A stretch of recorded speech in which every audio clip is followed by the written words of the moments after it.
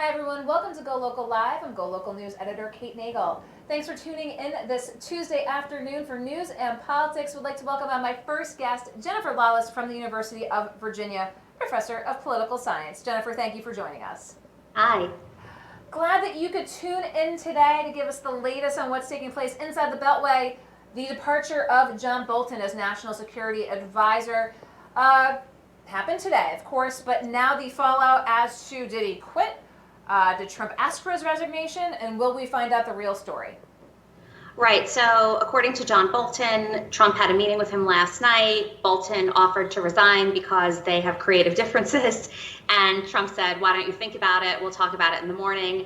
Before the morning came and Bolton could speak to Trump, Trump tweeted that he accepted Bolton's resignation and that he, in fact, had been the one who asked for it. I don't know that we'll ever know the true story, but what's a little bit different about Bolton from some of these other people that have been pushed out is that he talks to the media regularly. He's had a position on Fox News. He knows how to work the circuit the same way that the president does. And so he's going to care about managing his own reputation and the fallout. And as a result, I don't think he's going to go as quietly as a lot of these other people have. And he's already made it very clear that part of the reason that he was willing to resign and that he offered his resignation in the first place is because he felt that his advice was not at all being heeded by the president. It will be interesting again to see what that particular advice was coming from him. Again, as you mentioned, been around political circles for a long time, obviously, with previous administrations as well. Do we have any sense over what exactly those recommendations were that he made? Do you think that might come out in the coming days to see what they were sparring over as it pertains to security policy? I think we'll definitely hear more in the coming days, but we do know, looking back over the last several months, that Bolton and Trump did not see eye to eye on North Korea. My bet is that Bolton was not a strong proponent of inviting the Taliban to Camp David, nor was anybody that Trump had spoken to about that. And I think at some point it just becomes clear that when you're talking about North Korea, China, Afghanistan, and the major foreign policy challenges that this administration is facing, if you're not willing to trust or take the advice of your national security advisor, then there's really little reason for that person to occupy that post. The thing that is a little bit surprising is that none of John Bolton's policies or preferences are a surprise. He was an open book. We all knew very clearly, including Donald Trump, what John Bolton stood for, not only based on his time in the Bush administration, but also his time at Fox News following that. So the fact that they didn't see eye to eye was well known. It just, I guess, has gotten to the point where his opinion wasn't even at all respected or heeded by the president. You know, obviously very interesting, two different vantage points, clearly, with the president's path to the White House and John Bolton being in security and international affairs, again, for a very long time. You know, what's your sense on that? Obviously, the commander-in-chief gets to make the ultimate authority in this decision-making process. We all know that John Bolton tends to be relatively hawkish.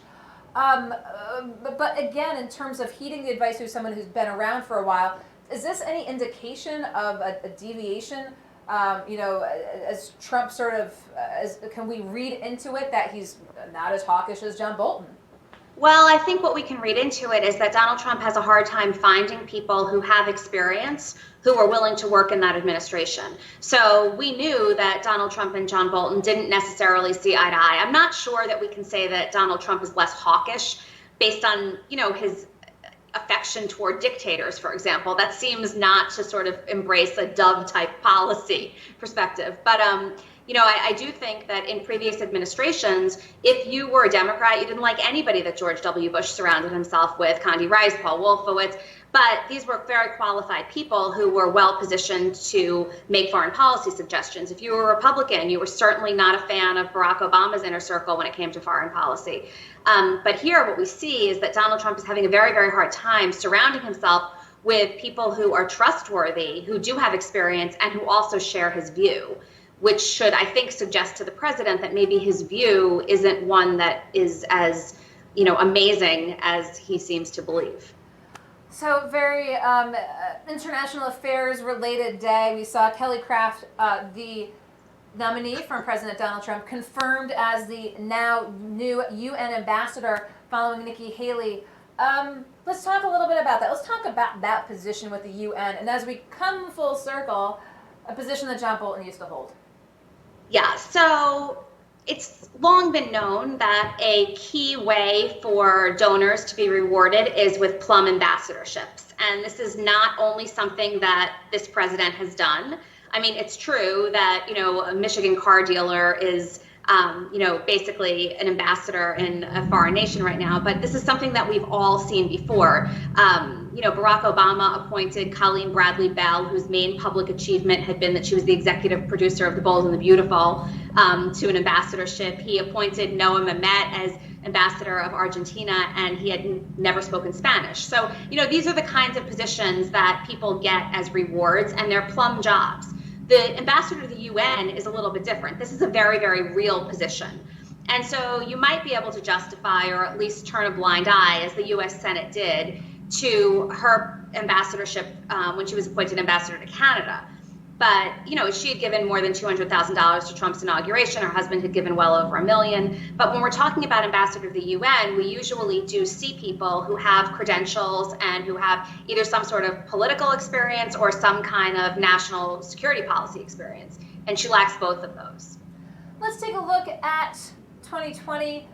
Mark Sanford, former governor of South Carolina, then congressman, wants to toss his hat into the ring to primary President Donald Trump. Well, as somebody who loves political scandals, I love Mark Sanford, because not only as governor did he go missing in action. He said he was hiking the Appalachian Trail. He was actually in Argentina with his mistress. But it turns out he then said she wasn't his mistress. It was a true love story, and he left his wife for her. And then he broke up with her with an 1,800-word post on Facebook. So this is just incredible. And then after that, he gets elected to Congress.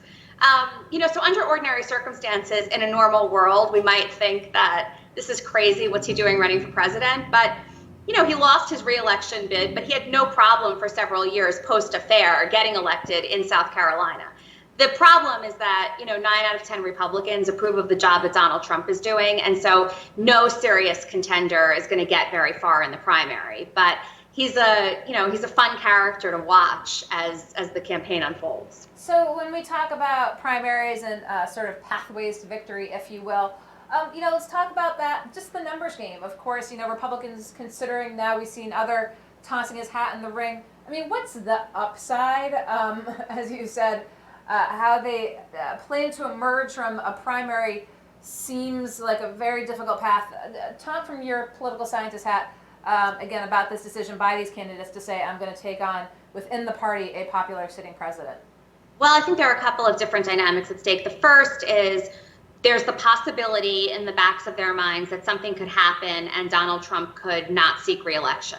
And so if they've been the ones that have been out there the whole time, they could potentially become the heir apparent. It's very unlikely. If it turns out that Donald Trump decides not to seek re-election at the last minute, you can bet that the Republican Party isn't going to throw its support behind Bill Weld or Mark Sanford. But I think that that's going on in the backs of their minds.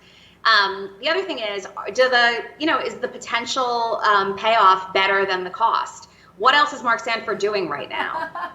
He lost his congressional bid. This is a good way to sort of, become relevant again if he's looking to run for office at a later date. The one other thing that I would say that complicates the situation for both of them is that several states have already decided that they're not going to hold Republican primaries. And with primaries off the books in several states, it's literally not possible for these guys to acquire the number of delegates that they need to ultimately win the nomination.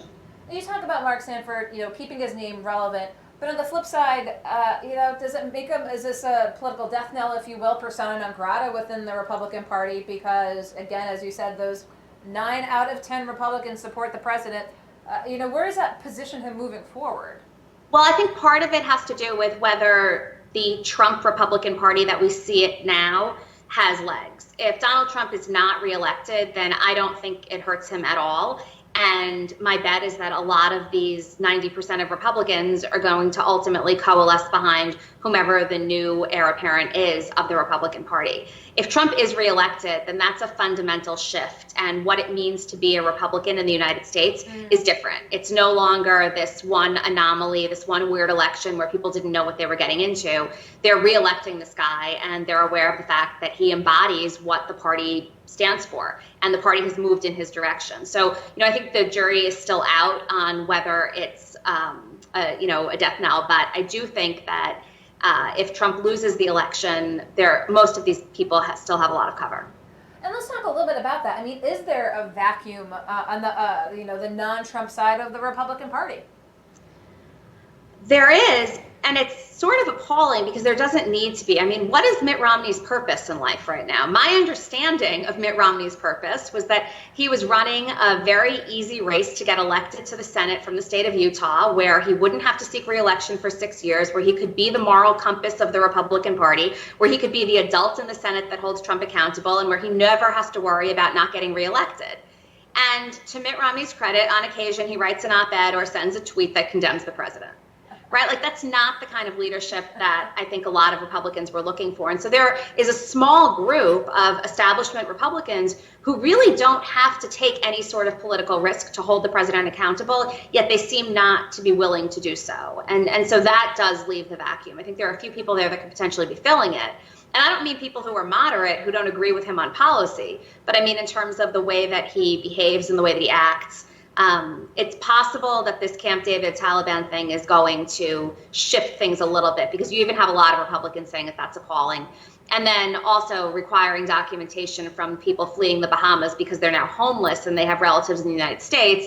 Even Republican Senators Mark Rubio, Rick Scott, and others have said that we need to let them in. This is ridiculous. So maybe the tide is shifting, but we've been here before and it always seems to go back. So we discussed last week, leading up to the Democratic primary, this week, the factors to keep in mind, specifically, as you pointed out, perhaps how Warren and Sanders might differentiate from that progressive side of the block. Have any factors changed since we spoke last week as we look ahead to still a very crowded Democratic debate this week? Yeah, I would say that the two things that I'll be looking for are, first, is Joe Biden able to ward off some of these attacks? Everyone's going to be going after him because it seems like his support is the only support that doesn't really move at all. So he's got this group of people who are always willing to stick with him in every poll, and it's the remaining 70% of the electorate that seems to be up for grabs among these other candidates. And so my bet is that everybody's going to be trying to attack him, and whether he can stand on his own 2 feet and articulate a vision that is a little bit more idealist and a little bit less based on Barack Obama than he has in the past will be important. The second is, my hunch is that Bernie Sanders will have to come after Elizabeth Warren. She doesn't have to come after him. She's been pulling away his support. So there's no reason for her to work hard to differentiate herself from him. But if he wants to regain second place status, or if he wants to really make a case to the voters that he's got a better shot than she does, if you're a progressive voter, at implementing that agenda and defeating Donald Trump, Thursday night's his night to do it. Well, I'm sure it'll be a very different discussion next time we talk clearly about the results of the Democratic debate and more. As we know, politics can change on a dime, in a day, in a week, and we always appreciate getting the time to pick your brain down at the University of Virginia. Thank you. Okay, we're going to let Jennifer Lawless go. We're going to get a lot more local here. Big grant for Brown University in conjunction with a big organization here in New England, and then a big week ahead for the design community. So don't go anywhere. We're going to be right back.